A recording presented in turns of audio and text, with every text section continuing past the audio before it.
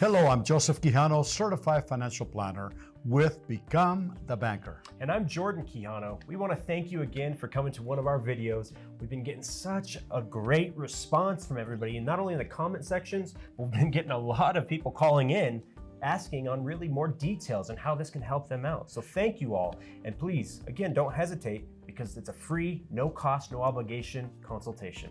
Today, we're going to be talking to you about a topic that a lot of people have asked.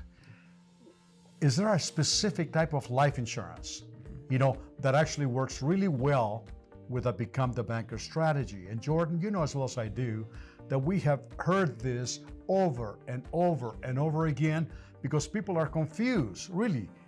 They're confused. They are. We got term insurance.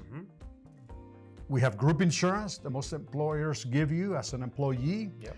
Then we have universal life. Then we have index universal life. Then we have variable life. Then we have whole life. So the poor consumer saying, what's the best policy for the Become the Banker strategy, and right? This is why, it's amazing how many different policies are out there. And this is really why, honestly, why life insurance, it's kind of got a negative stigma because of all those different plans. Some of them work and most of them don't. And that's what we're going to cover today, is just really how you can find the right policy for the Become the Banker concept and just educate yourself on what's out there so that if somebody comes up to you, you know what they're talking about and you know what's right and not right for you and your family. Well, I can tell you one thing right now to begin with. Term insurance is not the answer for the Become the Banker strategy. Term insurance is only death insurance. That means that you have to die. I hate to say that word. Right. You have to die for the policy to pay. And I almost look at it, it's almost like renting. It is. You rent the policy for 10 years, 15 years, 30 years, however long the term is that you buy, and you rent it. And you keep your steady premium or the steady cost for those 10, 15, 20 years. But what happens when you get to that 30th year or at the end of the term, at the 20th year? The landlord or the insurance company says, hey, we got to kick up the rent. And I got to tell you, that's when most people drop it because it just tripled, quadrupled in price. And most people say, I can't afford this for this policy. Most people drop it. Being the number one profitable policy for an insurance company is term because of that right there. Absolutely. And you know what?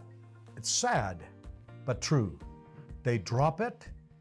Consumers drop term insurance when they're going to need it the most. See, when the premium takes a hike, they're closer to death. Right. So that means when they drop it because they cannot afford it anymore, they paid all those premiums and then they die without insurance. It is the most devastating effect for a family. All it really is at the end of the day is a term policy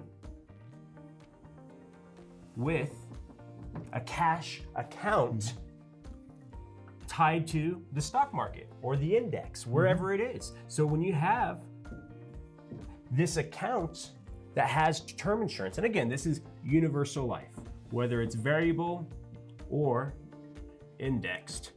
This is universal life. You got a term policy and a cash account. Well, this term policy, just like we covered on the first term policy, it actually is always increasing in premiums.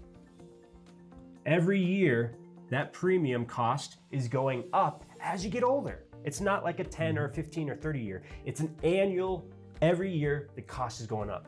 But the goal with the companies and why people sell these bonds are because they're hoping that this cash account is giving you positive cash based off the index, based off the market, so that it can offset this cost. So let's just say you're paying $200 a month because that's what you're used to, but it starts to get to $210, $215, $220. Well, hopefully the market's doing well and it's offsetting that extra $20 or $15 to help cover that cost. Now, where this really goes wrong, and unfortunately where people don't know enough about these plans, is not only the surrender penalties, but what happens if the market doesn't do a good return. What happens if it crashes? Especially in your later years, when you're closer to that end of time that we're talking about, 70s, 80s. Well, by then, the cost is so high when you're in your later years, And if the market does not do a good return for 5, 7 years, or even consistently to offset that cost, two things happen. One, the policy either implodes on itself because the cost is so high and there's not enough money to cover it. So they're gonna say, Mr. and Mrs. Client, you gotta come up with the difference, which at that time is probably closer to like $700, where you have got $200 what you're used to. So you have to come up with another $500 every single month.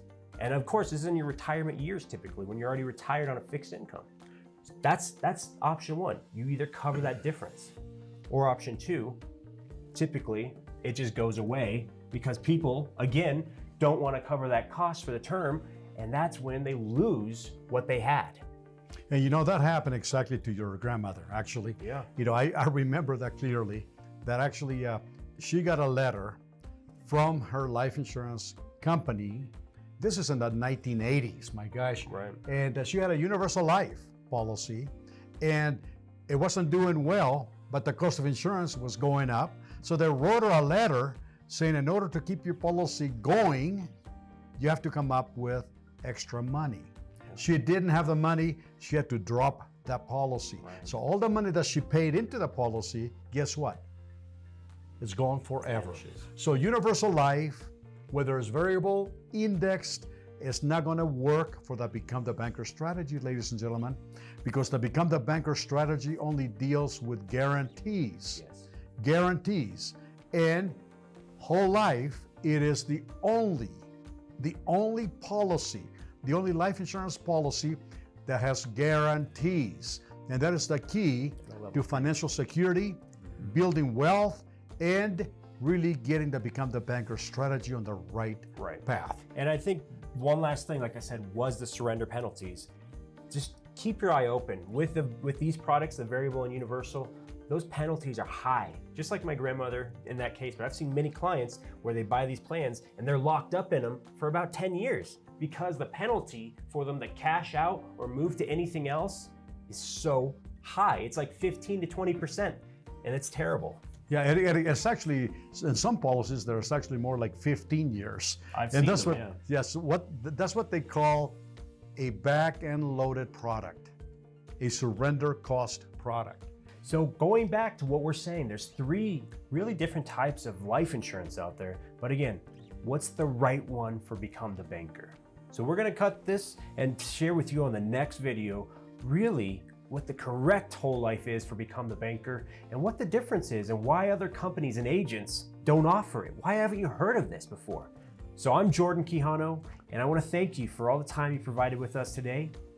And I'm Joseph Quijano, and I want to please urge you to stay tuned to the next video because we're going to be covering the right whole life policy for the wonderful strategy of becoming your own banker to help you accumulate wealth.